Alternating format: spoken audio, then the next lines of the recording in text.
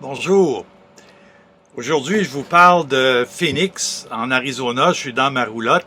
Je viens d'aller suivre une retraite d'une semaine à Sedona avec Hale Dworkins, qui est cet Américain qui propage la méthode Sedona. Alors, la retraite avait lieu à Sedona, à peu près à 150 au nord d'ici, à Phoenix. Et puis, à l'occasion de cette retraite-là, excusez-moi, ça m'a permis d'éclaircir quelques points que je voudrais vous transmettre aujourd'hui.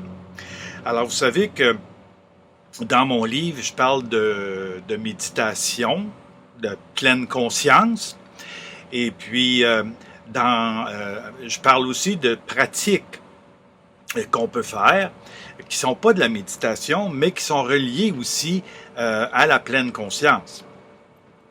Alors, ces pratiques-là, je parle par exemple, la méthode Sedona, de non-réactivité, d'appliquer un doute sur toutes nos certitudes, de remettre en question le moi. Alors, il y a toutes ces pratiques-là dont je vous propose. Attendez un petit peu ici, il y a il y a quelque chose qui est apparu sur ma caméra, puis moi, je viens de l'enlever. Alors, je voudrais éclaircir ça.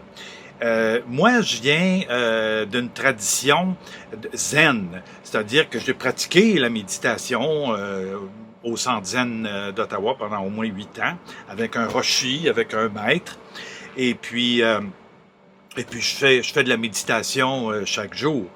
Et puis, j'ai appris beaucoup en faisant de la méditation.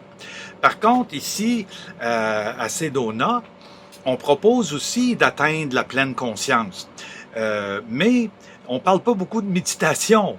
On parle d'une sorte de pratique, d'exercice, où chaque fois qu'on a une émotion, qu'on est pris dans un nœud, dans des tensions, dans des feelings ou des situations confuses, bien là, on peut, c'est ça qu'enseigne Hale Dworkins, on peut s'en remettre à notre être, à ce qu'on est ultimement, réellement, puisqu'on est ultimement, réellement, c'est un être réalisé, une pleine conscience, mais on n'en est pas, on le réalise pas chaque jour.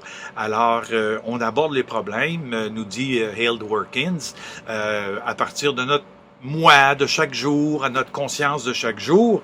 Et puis à ce moment-là, on a des solutions souvent limitées, on s'empêtre, on reste dans ce qui est familier, dans ce qui est connu, dans ce qui est habituel. Alors Hale Dworkins, lui, nous enseigne que, étant donné que, même si on le réalise pas toujours, on est une conscience, la pleine conscience. On est notre être profond et n'est pas l'être qui naît, qui vit, qui est pris dans toutes sortes de décisions puis de problèmes puis qui meurt. On existe de toute éternité. On est dans la pleine conscience depuis toujours. Alors Hale Dworkins, lui, il fait ça depuis une quarantaine d'années. C'est un homme très sérieux, très brillant, très sage. Et puis lui, il nous dit, oui, on peut lâcher prise sur différentes situations, des conflits, des émotions, des situations où on est confus. On peut lâcher prise puis accueillir tout ça à partir de cette, on peut dire ce témoin, cet être plus complet que nous sommes. C'est pour ça que je veux éclaircir ça avec vous autres, parce que ça peut prêter à confusion pour certains ou certaines. C'est comme s'il y avait deux approches là, et puis qui sont présentées, puis peut-être que les justifications des deux approches sont pas assez expliquées. Alors moi, je vous présenterai ça comme ça. À la base des deux approches, il y a cette vérité. L'être que nous sommes est plus grand que le corps et l'esprit de chaque jour que nous sommes. Et par la méditation, on pourrait appeler ça la méditation, comme on dit en anglais, la méthode bottom-up. Alors, on part de la base, puis on atteint tranquillement les sommets. Alors, comme au Centre Zen d'Ottawa, on médite en silence, sans bouger, des heures et des heures.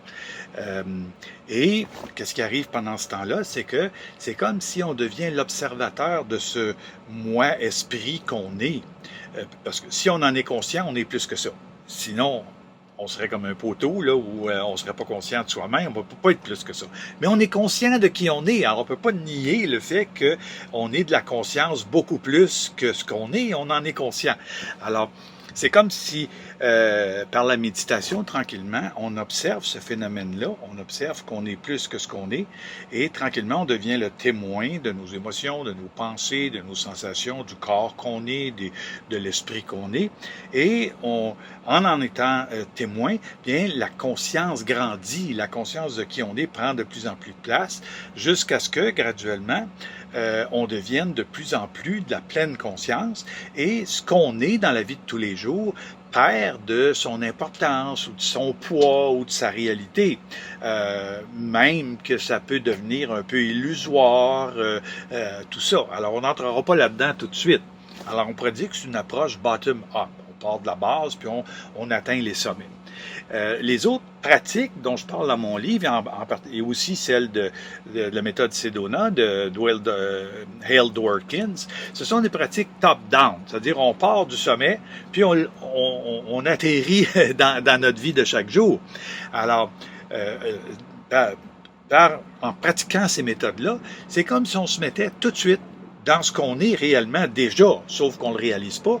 On est une pleine conscience, on est fait d'amour infini, on est fait de liberté infinie, on est fait de justice infinie, on l'est déjà. Et puis, alors, c'est comme si on accueille ça.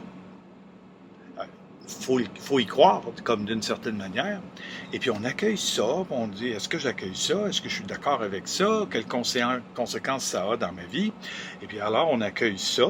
Et puis à partir de cette position-là, puis là, on accueille aussi ce qui se passe dans notre vie, des problèmes, des conflits, des décisions à prendre, des confusions, des querelles. On accueille ça. Et puis, en partant de ce qu'on est déjà, là, on apprend à accueillir le réel tel qu'il est. Parce que la conscience accueille tout. Elle accueille ce qui est bon, ce qui est pas bon, ce qui est beau, ce qui est moins beau. Et tranquillement, en faisant ça, on développe de plus en plus une capacité d'accueil qui fait que tranquillement, bien, on finit de se percevoir comme un moi séparé, de moins en moins, qui est là devant un monde qui nous fait obstacle, qui nous conteste, qui nous apporte des problèmes, d'autres personnes qui sont menaçantes, qui nous achalent, etc. On finit par arrêter tranquillement de se regarder comme un moi séparé qui est une réalité en soi. Et puis tranquillement, on réalise que cet accueil-là, ça finit par être de l'union avec tout ce qui existe. On n'est pas si différent, on n'est pas un être, une entité différente. Alors tranquillement, on devient un peu le tout, on devient un peu un, de plus en plus un avec ce qui existe. Alors vous voyez que par les deux approches, puis il y en a d'autres aussi, des approches, je pense que j'en ai parlé, par ces deux approches-là, ben c'est pas des approches qui se contredisent, c'est des approches différentes, et puis c'est pour ça que je les présente, les deux dans mon livre. Pourquoi est-ce qu'il y a des approches si différentes pour se réaliser en tant qu'être pleinement conscient? C'est probablement parce que il y en a qui découvrent des approches dans des contextes très différents les uns des autres, comme par exemple au Centre Zen d'Ottawa. Bien, le Roshi qui est là, au Centre Zen d'Ottawa, lui, il se situe dans la tradition de Dogen Zenji, qui était un moine du 13e siècle au Japon. Alors, au Japon, à cette époque-là, c'est une société impériale très structurée, très rigide. Il y a des lois, il y a des règles, et puis tu marches, faut que tu marches là, selon les règles, sinon tu es tout de suite puni. Alors, le zen, cette tradition zen-là est née dans un contexte comme ça. Alors, c'est sûr que ça transparaît dans la méthode. Une méthode très stricte, et puis on bouge pas, on médite, et puis on toffe, comme on dit. Mais c'est une méthode qui est très fructueuse, très, très saine. La méthode Sedona, par exemple, c'est un Américain. C'est pas Hale Dworkin. Lui, il la propage, la méthode, mais c'est un Américain. Et aux États-Unis, on connaît le contexte, la culture, bien on aime les solutions, il y a de la technique, il y a des toutes sortes d'affaires, il y a des fast-food, mais il y a des solutions rapides, c'est une société efficace, etc. Alors, ça se comprend que une méthode plus directement efficace dans la vie de chaque jour naisse là. Mais à ce moment-là, bien, c'est des contextes culturels différents. Il faut le voir comme ça. Il ne faut pas juger un par rapport à l'autre, etc. Alors, moi, c'est pour ça que je dis, il ne faut pas s'en faire trop avec ces méthodes-là. Moi, j'ai posé la question à Hale Dworkin. J'ai dit, moi, je viens d'un milieu zen, et puis on fallait méditer chaque jour. Et puis, même le Roshi, en exagérant un peu, là, pour pas qu'on se prenne pour d'autres, nous disait, si tu n'as pas médité 30 ans, tu n'as rien vu ou tu n'as rien compris. Alors, j'ai dit ici avec vous, on rit chaque jour parce que c'est vrai que c'est un personnage assez drôle. Alors on rit chaque jour et puis on vit un problème, on accueille ce qu'on est réellement, le tout, l'amour total. Et puis là, on se dit, est-ce que je suis prêt à appliquer ça maintenant, pas dans 30 ans? Alors, je lui dis, vous voyez, je lui ai posé la question, puis je lui dis, moi, je pense que les deux approches sont valables. Puis il m'a dit, je lui ai demandé de commenter ça. Alors là, il m'a fait une remarque que je vous transmets. Il dit, l'important, c'est les méthodes, c'est juste, sont faites pour pointer vers la réalité. Il dit, l'important, c'est toi. C'est toi qui est une pleine conscience.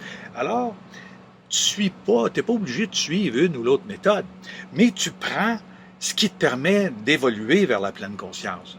Pour certains, ça peut être la méditation, pour d'autres, ça peut être les méthodes, différentes méthodes que j'applique, que je propose dans mon livre. On peut le faire à l'intérieur d'un contexte de couple, on peut le faire à l'intérieur d'un contexte individuel, mais il m'a regardé et il dit, tu as raison, mais tu n'as pas à choisir une méthode puis à être fidèle à une méthode parce que c'est une méthode. Tu as à être attentif à ton intuition, ta conscience claire.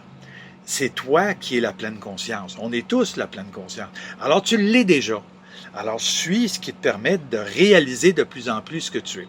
Alors, je vous transmets ce commentaire-là de Hale Dworkin, ce que je trouve extrêmement sage, et puis qui nous permet de naviguer dans cet univers-là d'une façon un peu plus détendue, sans penser que, il y a une orthodoxie là, puis tout le reste, c'est pas bon.